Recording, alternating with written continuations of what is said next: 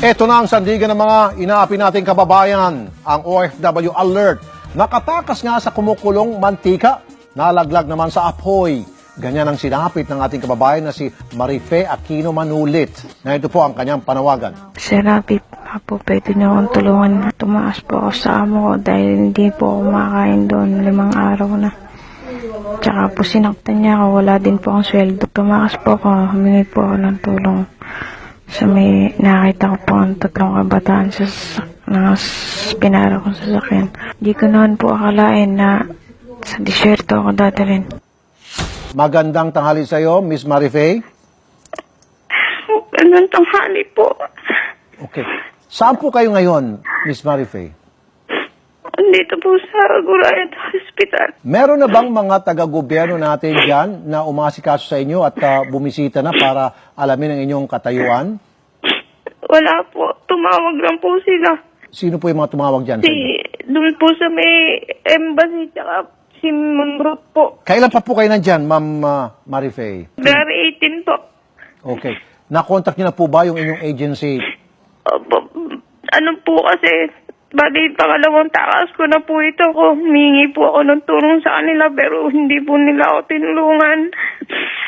Kasi po yung agency, yung amo ko po ang may-ari. Wow. Yung Pilipino, yung recruiter po, kaya hindi po niya ako pinauwi. Nun ko po nalaman ng agency tsaka si Madam Sara, isa. Nako. Kaya nga sa pangalawang takas ninyo, doon na kayo nakasalubong ng mga kabataan at may nangyari ng hindi ka nais-nais. Opo. Sa puntong ito, makakausap natin sa linyang telepono si Miss Alita Barrieta. Hello, sir. Sir, good afternoon, sir. Bakit naman po ganun yung inyong agency? Si Miss Marife po, sinabi pala sa inyo yung kanyang problema twice, hindi niyo po pinakinggan. Bagkus sa unang sumbong niya na muntik na siya mahalay, pinabalik niyo siya doon nung tumakas siya nung una. Tapos ngayon pangalawa, alam niyo na ho ba ma'am na siya po ay nahalay? Opo, na-rape po siya, sabi niya. Oh, so parang ayaw niyo maniwala. Niniwala naman po kami, Oh. sir. Okay? Kaya po binibigyan namin po ng action. Ano pong action ang binibigay niyo, Miss Alita? Nakausap ko po si Madam kagabi, yung sponsor niya, meron na daw siyang exit, tsaka yung ticket. So, inaantay ko lang po yung kopya. Ma'am, Po, sir. wala ba kayong ginawang, please man lang, puntahan siya at para kumustahin itong biktima, itong si Miss Marife? Dalawin siya sa ospital? Ginawa niyo ba yan? Hindi po, sir, pero O bakit hindi niyo po ginawa? So wala pala kayong pag... pagmamalasakit sa inyong mga OFW. Sige, ganito na lang, sir. Ngayon, sir, tatawagan po namin ngayon, sir. Anong guarantee na talagang tatawagan mo siya ngayon? Ano pong number niyo po, sir? Tatawagan po namin itong number na binigay niyo sa amin. Jesus Mario Jose, patawarin po kayo ng ating mahabaging Panginoon. Hindi niyo alam yung kanyang cellphone number, OFW niyo siya? Kami, alam namin. Yung kapatid niya po ang nakakausap ko. Huwag lang po tawag ang gawin ninyo. Ang gawin po ninyo, tumawag po kayo sa ating embahada. Kasi po kung nagawa na po ng aksyon at solusyon yung kanyang problema, hindi na ho dapat tayo nag-uusap ngayon. Nag-gets niyo po. Okay po. Hello, Miss Marife? Opo. Kami ho mismo, ako ho personally, a-action dito sa problema ninyo. Opo. Tatawag ko ka ako, pagkatapos itong news, lahat po ng pwedeng tawagan, tatawagan po namin. Salamat po, sir. Salamat po.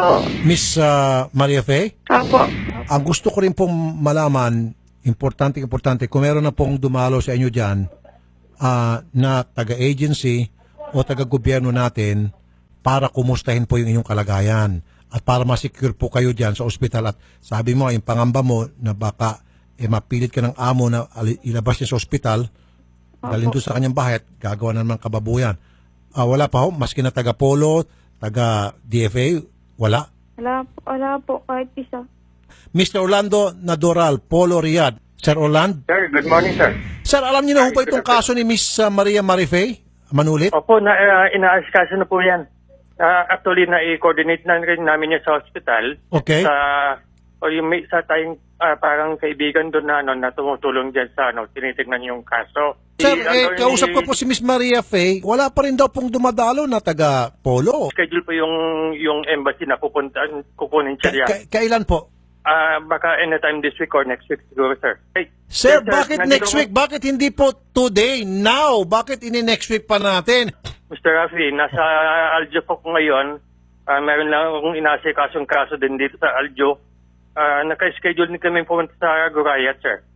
Sir, gusto ko po ngayon, sabihin mo sa mga tarantado mo, sorry sir, sa mga tarantado mga taga-embahada natin doon, ngayon na po sila pumunta, sir. Huwag po next week. Hindi po, unacceptable po yung next week, sir. Sabihin ko yan sa boss ko, sir.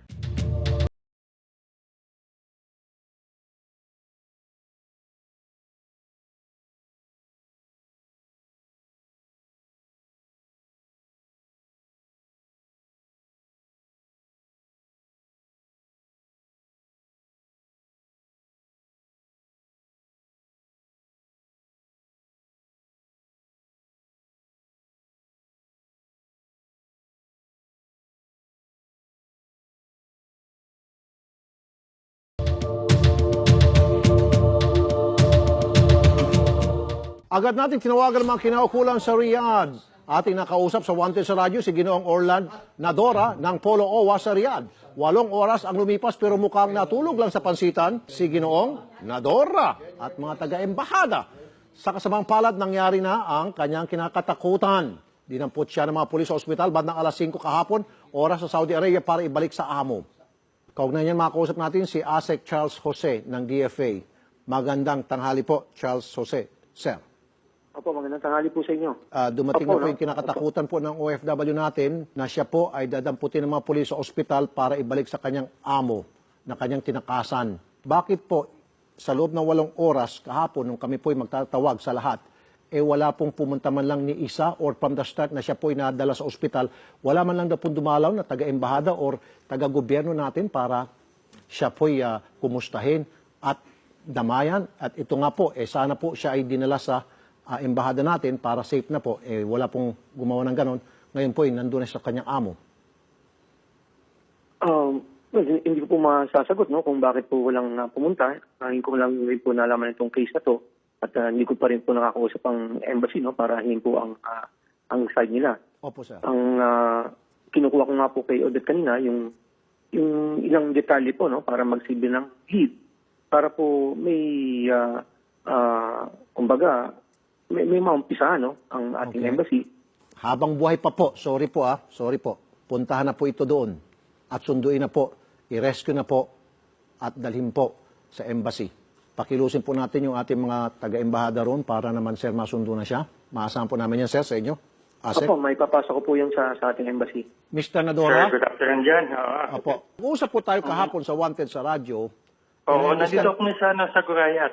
Opo. At kausap na namin si OFW Manulit, kasama yung amo, si Mr. Saud. Okay. Wala kasi yung chief of police dyan dito sa Gurayat Station. Okay. So, mayroong usapan na ibabalik siya sa amo, tapos ngayong umaga, yung 9 o'clock, ibabalik ulit siya sa police station para yung proper endorsement. Sir, kahapon na mag-uusap tayo, sabi nyo, meron na pupunta sa OFW natin. Paggising ko po, ginamit ko po yung landline ko sa bahay, tinawagan ko po, sabi, itinakas na po ng mga pulis, ayon po dun sa hospital staff, 3 o'clock na madaling araw. I'm not being negative, pero I told you that kahapon, di ba, na pwede mangyari yan. Yes, sir. Kaya nga tumakbo na po kami dito sa Gurayat from Sakaka para makuha yung babae. Okay, sige sir. Pwede ba sir? Pwede na lang po na maging maayos po yung plan. Opo sir. Baka pwede naman po sir, isa po sa inyo dyan, sa Polo, ang mismong susundo po sa kanya. Yan po yung gagawin natin, sir, pagdating namin sa police station ngayong 9 o'clock. Kasi yan yung salamat. usapan namin, sir. Exactly. Thank you.